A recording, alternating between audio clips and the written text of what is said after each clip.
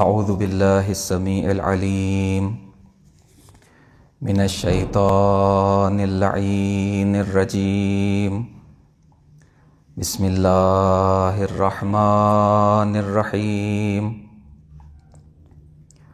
الحمد للہ الذی الیہ مصائر الخلق وعواقب الامر نحمده على عظیم احسانہ ونیر برہانہ ونوامی فضلہ وامتنانہ حمدا یکون لحقہ قضا ولشکرہ ادا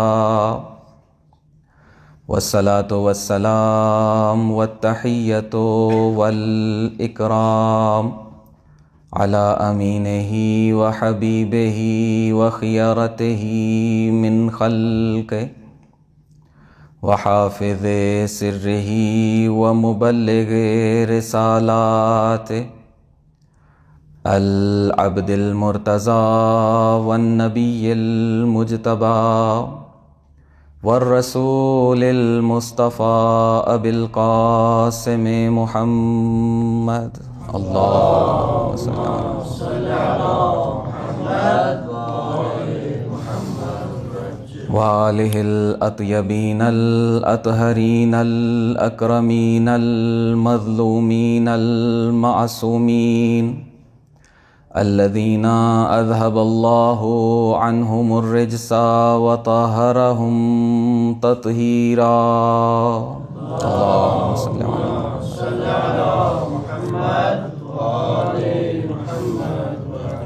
لا سیم ابن الزہراء بقیت اللہ وآیتہ الکبریٰ واللعنۃ الابدیۃ علی اعدائہم اجمعین اما بعد السلام علیک یا ولی اللہ انت اول مظلوم واول من غصب حقہ صلوات بر محمد وآل محمد اللہم صلی علی محمد وآل محمد وعجل فرجہم۔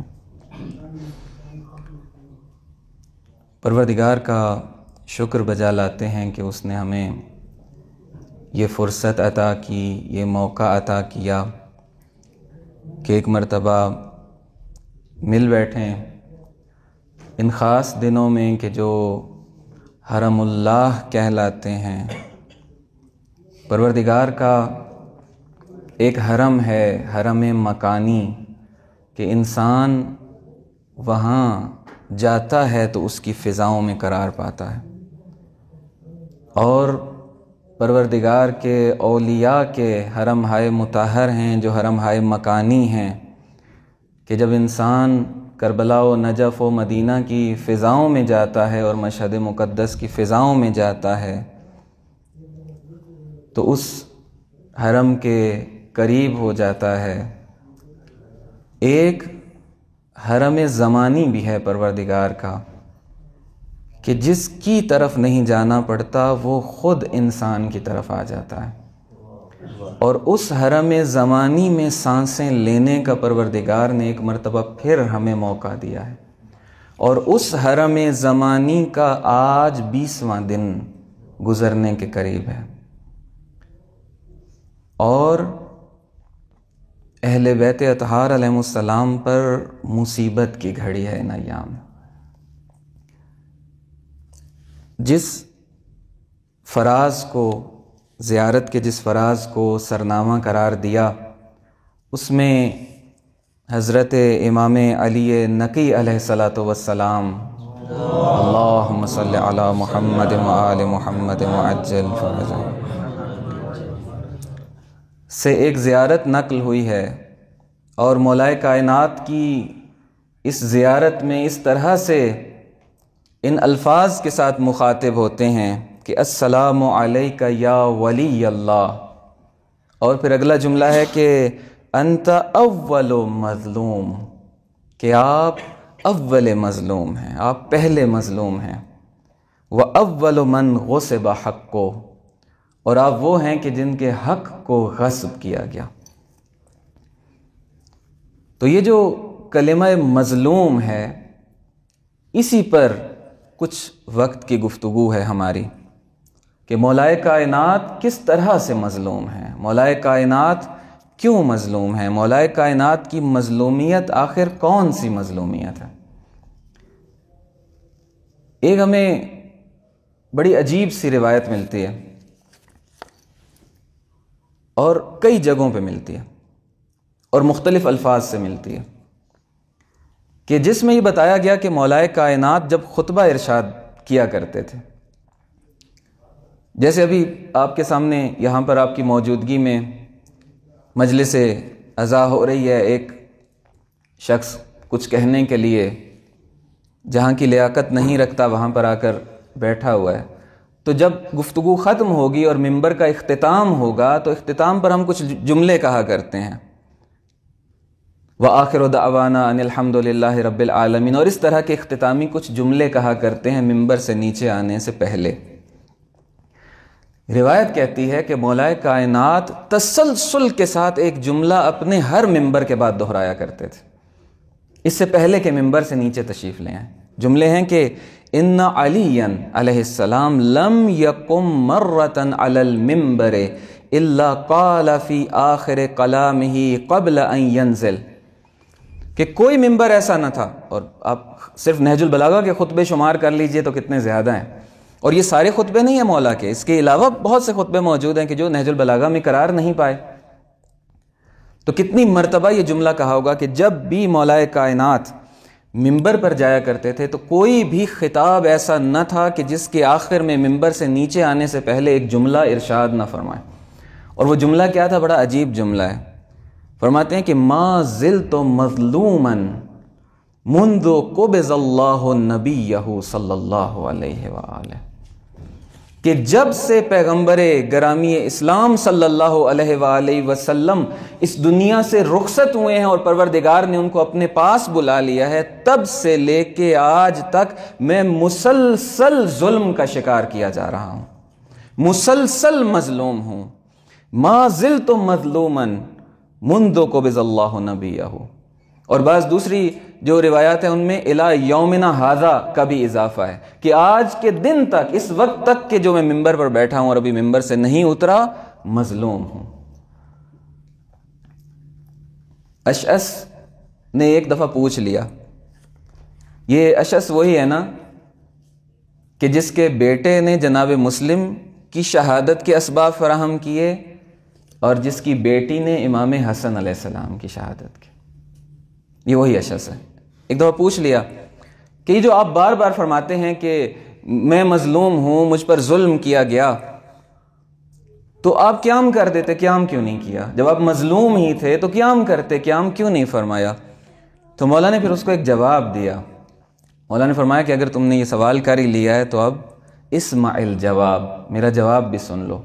اور جواب کیا تھا کہ رسول اللہ صلی اللہ علیہ وآلہ وسلم، ایک دفعہ اس عظیم پاک ہستی پر درود بھیجیے گا بلند آواز سے، اللہم صلی علی محمد وآل محمد وعجل، کہ انہوں نے مجھے منع کیا ہے، پیغمبر گرامی اسلام صلی اللہ علیہ وآلہ وسلم نے مجھے قیام سے منع کیا۔ کیا فرمایا کہ منعنی من ذالک امر رسول اللہ صلی اللہ علیہ وآلہ وعہدہ الی من قبل ذالک، کہ پیغمبر گرامی اسلام صلی اللہ علیہ وآلہ وسلم کے امر کی وجہ سے میں خاموش رہا، اور ان کے ساتھ جو عہد باندھا تھا اس عہد کا تقاضا یہ تھا کہ میں قیام نہ کروں۔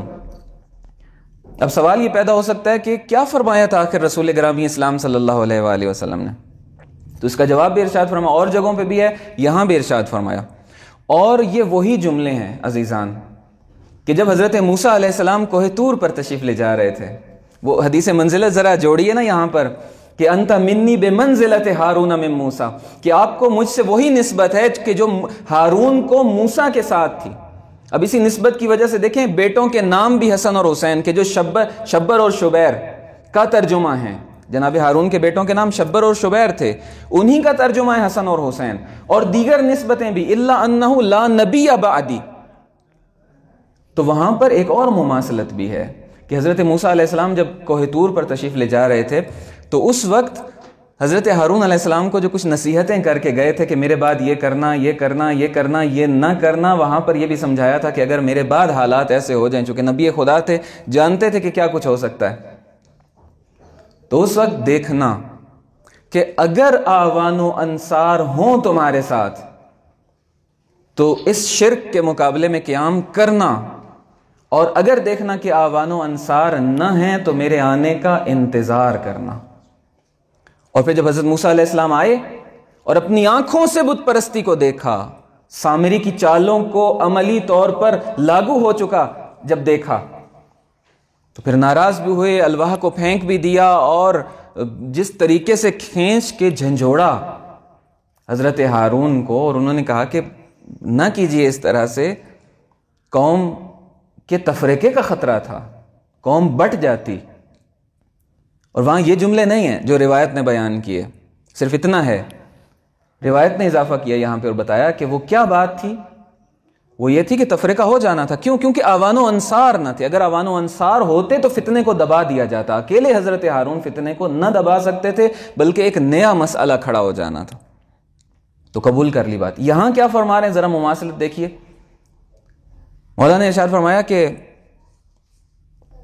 رسول گرامی صلی اللہ علیہ وآلہ وسلم نے جو مجھ سے عہد لیا تھا اور جس کی پاسداری میں میں نے قیام نہیں کیا، فرمایا یہ تھا کہ ان وجدت اعوانا، دو طرح کی روایت ہے، میں دونوں کو پڑھ دیتا ہوں۔ ان وجدت اعوانا، کہ اگر آپ نے دیکھا کہ آپ کے ساتھ آپ کے اعوان و انصار کھڑے ہو گئے ہیں، آپ کے ساتھی ہیں آپ کے ساتھ، تو فبادر الیہم، اب آپ ان کے خلاف قیام کیجئے۔ وَإِن لَمْ تَجِدْ، اور اگر آپ کو نہ ملیں ساتھی، وَإِن لَمْ تَجِدْ أَعْوَانًا فَكُفَّ يَدَكَ، تو اپنے ہاتھوں کو روک لیجئے۔ اور دوسری روایت میں ہے کہ ان وجدت اعوانا فانبذ الیہم، تو ان کے سامنے ڈٹ جائیے، وجاہدہم، اور ان کے خلاف جہاد کر لیجئے گا، وَإِن لَمْ تَجِدْ أَعْوَانًا فَكُفَّ يَدَكَ وَأَحْقِنْ دَمَكَ حَتَّى تَجِدَ عَلَىٰ إِقَامَةِ الدِّينِ وَكِتَابِ اللَّهِ وَسُنَّتِي أَعْوَانًا، یہاں تک انتظار کیجئے گا کہ جب تک کہ آپ کو آوان و انصار نہ مل جائیں کہ جو آپ کی مدد کریں، اور آپ ان کے سہارے سے اور ان کو ساتھ لے کے کتاب خدا کے قیام کی کوشش کریں، میری سنت کے قیام کی کوشش کریں، اور دین کو قائم کر کے اور زندہ کر کے دکھائیں۔ بس اے اشعث، یہ وجہ تھی، آوان و انصار نہ تھے، تم لوگوں نے ساتھ نہ دیا تھا، اور اب علی پہ الزام لگاتے ہو کہ علی اگر مظلوم تھے تو علی نے قیام کیوں نہ کیا۔ اور بھی جملے بہت سے ملتے ہیں۔ مولا کائنات سے کہتے تھے کہ اچھے آدمی ہیں لیکن ان کو جنگ کے فنون نہیں آتے۔ مولا نے فرمایا کہ جو 20 سال کا جوان احد اور خیبر و خندق میں لڑتا تھا، اب تو وہ بوڑھا ہو گیا، اب اس کو جنگ کے فنون نہیں آتے۔ نہیں، وجہ یہ نہیں ہے، وجہ یہ ہے کہ تمہیں اپنی لیڈرشپ کا ساتھ دینا نہیں آتا۔ علی پر نہ ڈالو اپنی سستیوں کو، علی پر نہ ڈالو اپنی دنیا طلبی کو، اور علی کو اور کتنا مظلوم بنا کر رکھو گے تم۔ فرماتے ہیں کہ قد ظلمت عدد المدد والوبر، اتنے ظلم کیے گئے ہیں مجھ پر کہ جتنے صحرا کے اندر ریت کے ذرات ہوتے ہیں، اتنے ظلم کیے گئے ہیں مجھ پر کہ جتنے کسی حیوان کی جلد کے اوپر بال ہوتے ہیں، اتنے ظلم کیے گئے ہیں میرے اوپر۔ اور پھر فرمایا کہ یہ بھی عجیب جملہ ہے کہ جو قومیں ہوتی ہیں، جو عوام ہوتے ہیں، وہ اپنے حاکموں سے ڈرا کرتے ہیں۔ لَقَدْ أَصْبَحَتِ الْأُمَمُ تَخَافُ ظُلْمَ رُعَاتِهَا، کہ امتیں اپنے حاکموں کے ظلم سے ڈرا کرتی ہیں۔ اور علی کی مظلومیت دیکھو کہ وہ اصبحت اخاف ظلم رعیتی، کہ علی وہ مظلوم حکمران ہے کہ جو اپنی رعیت کے ظلم سے خوف زدہ ہے اور خوف کے عالم میں، کہ یہی رعیت، یہی میرے اپنے مجھ پر ظلم کرتے ہیں۔ کبھی صفین میں ظلم، کبھی نہروان میں ظلم، اور ایک پوری تاریخ ہے اس ظلم کی۔ تو اب چند فہرست وار کچھ مطالب ایک زمانے کے اعتبار سے تقسیم کی گئی کہ مولا پر کب کب ظلم ہوا، اور ایک ظلم کی نوعیت کی الگ سے ایک فہرست بندی کرنے کی کوشش کی کہ کس کس نوعیت کا ظلم آپ پر ہوا، کہ جس فہرست میں آپ بعد میں انشاءاللہ خود اضافہ کریں گے تحقیقات کے بعد، اور پھر بعد میں جوڑنے کی کوشش کی زمانے کے اعتبار سے ان کیٹیگریز کو۔ بس صرف فہرست وار میں، چونکہ ابھی وقت بہت کم ہے، تفصیل میں جانے کا موقع نہیں ہے، روزے کے ساتھ ہیں اور آخری لمحات ہیں، افطار کے قریب ہے وقت۔ 4 زمانے بنتے ہیں کل کہ جن میں ہمیں مولا کائنات مظلوم دکھائی دیتے ہیں۔ پہلا زمانہ نبی گرامی اسلام صلی اللہ علیہ وآلہ وسلم کا زمانہ، دوسرا زمانہ آپ صلی اللہ علیہ وآلہ وسلم کی رحلت سے لے کر 25 سال تک کا زمانہ، خلافت ملنے سے پہلے تک کا، تیسرا زمانہ مولا کائنات کی اپنی خلافت کے 5 سال، اور چوتھا زمانہ مولا کی شہادت سے لے کے آج تک کی مظلومیت۔ تو اگر مظلومیت کو دیکھا جائے تو ان 4 زمانوں میں ہم تقسیم کر سکتے ہیں۔ اور پھر کس نوعیت کی مظلومیت تھی؟ ایک زمانے میں فقط اشارہ کہ پیغمبر گرامی اسلام صلی اللہ علیہ وآلہ وسلم کے زمانے میں اللہم صلی علی محمد وآل محمد ایک مرتبہ پھر مل کر بلند آواز سے خاندان اہل بیت پر درود بھیجیں۔ اللہم صلی علی محمد وآل محمد وعجل فرج محمد۔ قرآن مجید کی ایک آیت ہے جس کے مطابق ہمیں بتایا گیا کہ جب کسی کے فضائل بیان کیے جاتے ہیں تو بے ایمان لوگ یا بیماریاں رکھنے والے لوگ اس شخص کے ساتھ حسد کرتے ہیں۔ مولا کائنات نبی گرامی اسلام صلی اللہ علیہ وآلہ وسلم کی زندگی میں حسد کے ذریعے سے مظلوم بنائے گئے۔ لوگوں کو پسند نہ تھا کہ مولا کائنات کا تذکرہ کیا جائے، حتیٰ کہ غدیر میں جب لیڈرشپ کو اپنے بعد ٹرانسفر کرنا تھا اور مولا کائنات کو پرچم سونپنا تھا علی الاعلان، جو پہلے سے سونپا جا چکا تھا کہ میرے بعد یہ تمہیں لیڈ کریں گے، تو اس وقت بھی اعتراض کر دیا تھا کہ آپ نے سب کچھ ہم سے منوا لیا، عبادتیں کروا لیں، اپنی رسالت منوا لی، اب ان کی ولایت کو بھی ہمارے اوپر لاگو کرنا چاہتے ہیں۔ بس جب فضیلتیں بیان ہوتی تھیں، بیمار دل لوگوں کو اچھا نہیں لگتا تھا، یا اعتراض کرتے تھے یا دل میں رکھ لیا کرتے تھے۔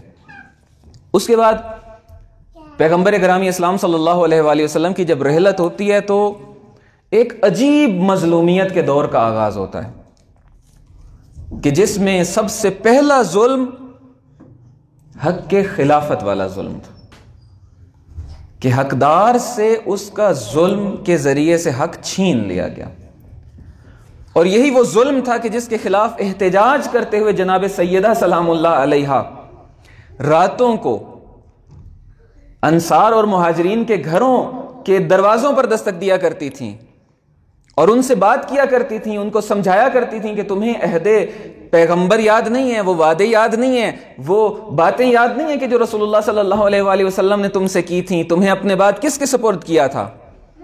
تو یا تو وہ دروازہ ہی بند کر لیا کرتے تھے، یا یہ جواب ملتا تھا کہ بی بی ہمیں کچھ یاد نہیں ہے، یا یہ کہا کرتے تھے کہ اب تو فلاں شخص کی بیعت ہم کر چکے ہیں، اب کچھ نہیں ہو سکتا، اور یہ کہہ کر دروازہ بند کر لیا کرتے تھے۔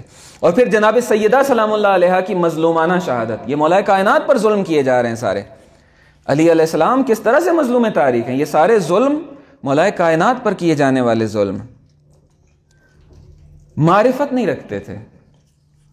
معرفت کیا تھی؟ 8ویں امام علیہ السلام ارشاد فرماتے ہیں، حضرت امام رضا علیہ السلام کا ارشاد ہے کہ ہماری معرفت یہ ہے کہ ہماری امامت کو تسلیم کرو، ہماری لیڈرشپ کو تسلیم کرو، ہمارے پرچم کے نیچے آ جاؤ، یہ ہماری معرفت ہے۔ تو واضح سی بات ہے کہ مولا کائنات کے پرچم کے نیچے تھے کیا 25 سال لوگ؟ نہیں تھے۔ اس کا مطلب ہے کہ معرفت نہیں تھی۔ علی علیہ السلام جیسی عظیم شخصیت کی معرفت نہیں رکھتے تھے۔ یہ ایک اور مظلومیت ہے مولا کائنات کی، ایک اور مظلومیت کہ قرآن مجید کا وہ نسخہ کہ جو مولا کائنات نے دن رات ایک کر کے اکٹھا کیا رحلت نبی اکرم صلی اللہ علیہ وآلہ وسلم کے بعد، اس قرآن مجید کو قبول کرنے سے انکار کر دیا۔ قرآن مجید وہی تھا قرآن مجید میں کوئی حذف و اضافہ نہیں تھا، لیکن اس میں یہ بتایا گیا تھا کہ کون سی آیت کس کے بارے میں نازل ہوئی، حالات و واقعات بتائے گئے تھے، شخصیات بتائی گئی تھیں۔ اگر یہ راز کھل جاتے تو پھر وہ ساری بساط لپٹ کے رہ جاتے۔ اس لیے مولا کائنات بھی مظلوم اور ان کا جمع کیا گیا قرآن بھی مظلوم۔ اور پھر آپ دیکھیے کہ یہ مظلومیت کا زمانہ جب گزرا اور اپنی خلافت کا زمانہ آیا تو اس میں الگ سے مظلومیت، پھر وہی عدم معرفت کا مسئلہ کہ اپنی ہی رعیت، اپنی ہی عوام اپنے لیڈر کو پہچانتے نہیں تھے، اپنے لیڈر کی معرفت نہیں رکھتے تھے۔ ایک اور مظلومیت کہ فضائل کی جگہیں بدل دی گئی تھیں اور لوگوں کے ساتھ وہ فضائل منسوب کروائے گئے کہ جو مولا کائنات کے فضائل تھے۔ ابن جندب کو 4 لاکھ درہم بیت المال سے عطا کیے گئے کہ ایک آیت کا شأن نزول جو مولا کائنات کی فضیلت میں تھی بدل کر فلاں شخص کے نام پر لگا دو۔ یہ ہوا مولا کائنات کے ساتھ۔ اور سب و شتم اور لعن کا سلسلہ، الیاذ باللہ، زبان لڑکھڑاتی ہے یہ کہتے ہوئے، 70,000 ممبروں سے سرکاری سرپرستی میں مولا کائنات کو برا بھلا کہا جاتا تھا، جس کا ایک نتیجہ صرف یہ تھا کہ 19 ماہ مبارک رمضان کو جب مولا کے سر پر ضربت لگی اور بعد میں 21 کو مظلومانہ طور پر دنیا سے رخصت ہو گئے، اگرچہ فزت ورب الکعبہ کا نعرہ بلند کر کے گئے، تو اہل شام نے یہ کہا کہ کیا علی مسجد بھی جایا کرتے تھے؟ یہ ان ممبروں پر کیے گئے پروپیگنڈا کا نتیجہ تھا۔ اور کتنے سال تک یہ جاری رہا کہ عمر ابن عبدالعزیز نے آ کر پھر اس کو رکوایا۔ مولا نے خود ایک جگہ پہ ارشاد فرمایا، سمجھایا ہے اپنی مظلومیت کو، 3 دفعہ مقام کو نیچے لانے کا تذکرہ کیا ہے کہ میں علی اے ہما یہ رحمت تو چھے آیتی خدا را کہ بے ما سوا فکندی ہمیں سایہ یہ ہمارا، دل اگر خدا شناسی ہمیں در رخ علی بین، بے علی شناختم من بے خدا قسم خدا را، کہ میں نے تو علی علیہ السلام کے ذریعے سے، خدا کی قسم میں نے علی کے ذریعے سے خدا کو پہچانا۔ شہریار کے معروف اشعار کہ جو اب بھی شاید آیت اللہ مراشی نجفی کے مرکز کے ساتھ وہاں پر آویزاں ہوں گے، الگ داستان ہے، ابھی فرصت نہیں ہے عرض کرنے کی۔ وہ مولا کائنات کے جو معرفت پروردگار کا سبب ہیں، وہ مولا کائنات کے جو اسماء و صفات الہیہ کا مظہر ہیں، وہ مولا کائنات کے جن کی فضیلتوں کی بلندی تک مولا خود فرماتے ہیں کہ کوئی پرندہ پرواز نہیں کر سکتا، اور جو علم وہاں سے صادر ہوتا ہے وہ ایسے ہے کہ جیسے کسی پہاڑ کی چوٹی سے سیلاب روانہ ہو جائے۔ اس علی کو اپنے مقام سے 3 مرتبہ نیچے لائے، خود بیان فرماتے ہیں۔ پہلا مرتبہ فرماتے ہیں کہ مجھے 3 کے مساوی لا کر امت نے کھڑا کر دیا، اتنا نیچے لے کر کے آ گئے۔ دوسرے مرحلے میں مجھے 5 کے ساتھ بٹھا کر چھٹا قرار دیا ان کے ساتھ، جب شورا میں بٹھایا تھا۔ اور تیسری دفعہ پھر جو رتبے کو مزید نیچے لایا گیا کہ ابن ہند یا ہندا اور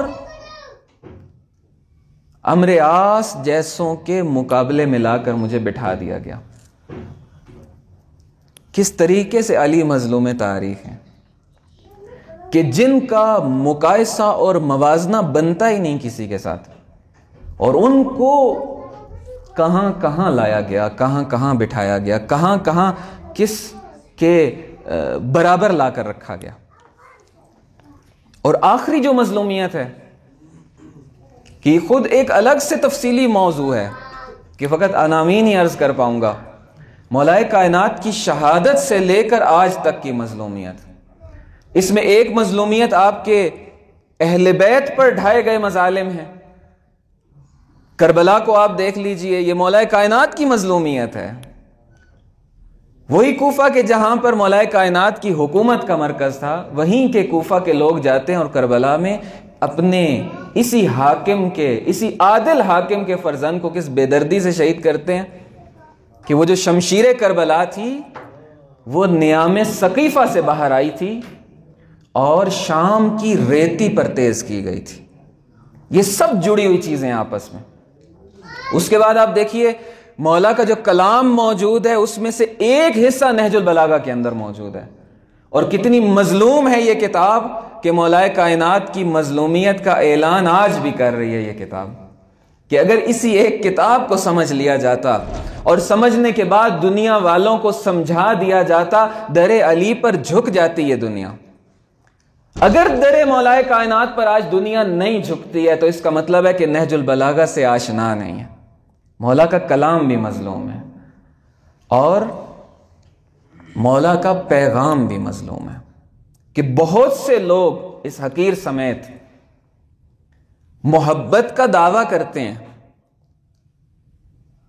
لیکن آپ کے ساتھ نہیں چلتے، قدم بقدم ہو کے شامل نہیں ہوتے لشکر مولا کائنات میں.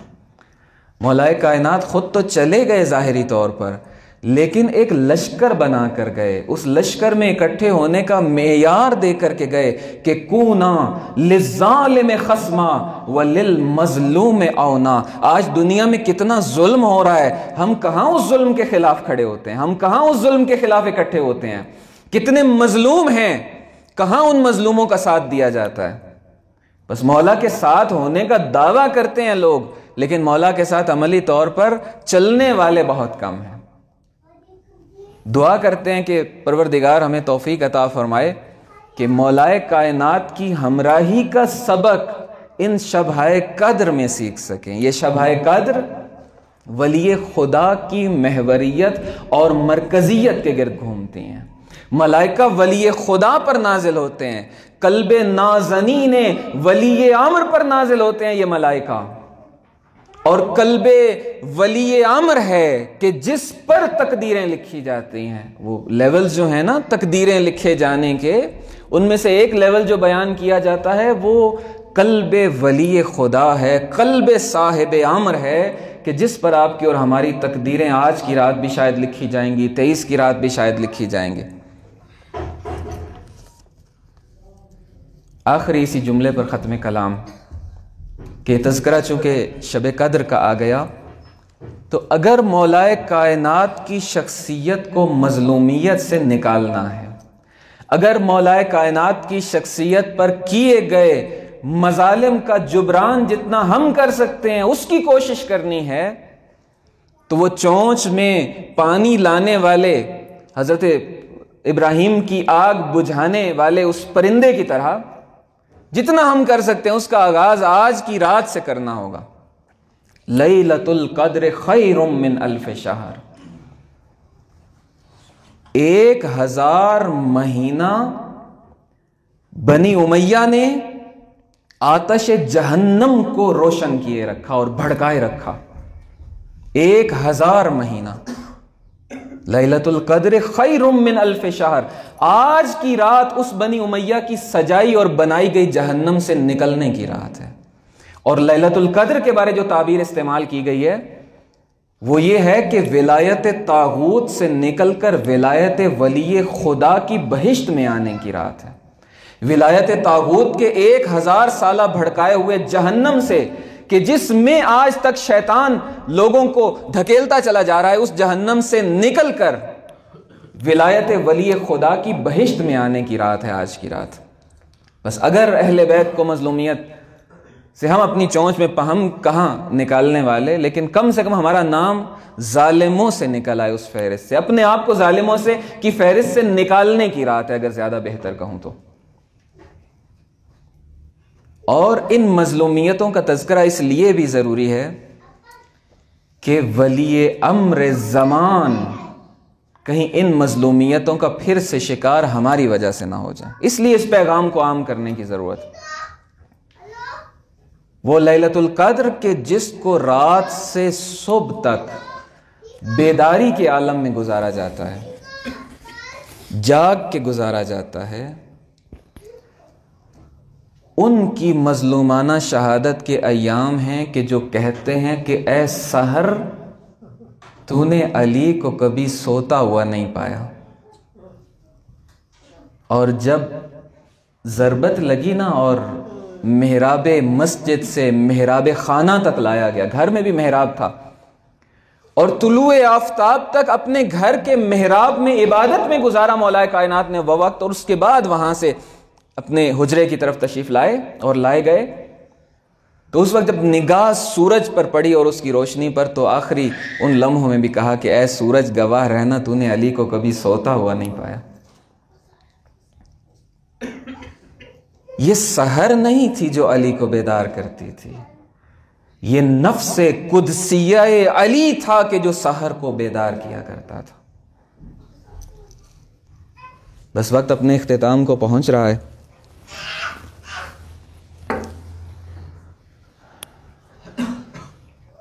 آج 20 ماہ مبارک رمضان کا دن تقریباً گزرنے کو ہے. نہ جانے مولائے کائنات کے گھر میں اس وقت کون سی قیامت برپا ہوگی. عزیزو، یہ وہ دن تھا کہ جس دن طبیب کو لایا گیا، اور طبیب نے آ کر اپنی طبابت کو آزمانا شروع کیا، اور لکھتے ہیں کہ اس نے ایک دھاگا اس شگافتہ سر کے اندر اور اس فر کے مبارک کے اندر جب ڈالا اور اس دھاگے کو باہر نکال کر دیکھا نا، تو اس کی رنگت اور سر کے وہ ٹکڑے جو اس دھاگے کے ساتھ باہر آئے تھے نا، اور اس میں جو بجھی ہوئی زہر تھی، اس کو دیکھ کر آہستہ سے وہ طبیب کہتا ہے کہ مولا اپنی وصیتیں کر لیجئے. عزیزو، پشت پردہ جناب ام کلثوم سسک سسک کر رو رہی تھی، اپنی آواز کو دبا کر رو رہی تھی. جب طبیب کے یہ جملے سنے نا، تو پردے کے پیچھے سے آواز دیتی ہیں، اے طبیب ایسا کیوں کہتے ہو؟ پروردگار میرے بابا کو شفا ضرور دے گا. تو عزیزو، وہ قاتل بھی یہیں لایا گیا تھا، کچھ ہی فاصلے سے وہ بھی دیکھ رہا تھا. وہ کہتا ہے اس کی شقاوت کا اندازہ کر لیجئے کہ ابھی تک اس کی شقاوت نہیں گئی ہے. وہ کہتا ہے میں نے تلوار کو ایسے زہر میں بجھایا تھا کہ اب علی کے بچنے کا کوئی امکان نہ ہے.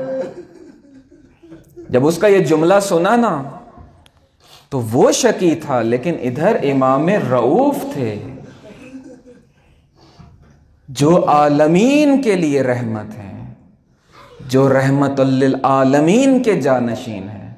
انہوں نے نظر اٹھا کر دیکھا نا اپنے قاتل کی طرف، اس شقی کی طرف، تو نظر پڑی اس کی رسیوں کی طرف. کہتے ہیں حسن بیٹا، اس کو بہت زور سے باندھا گیا ہے، میرے قاتل کی رسیاں ذرا ڈھیلی کر دو.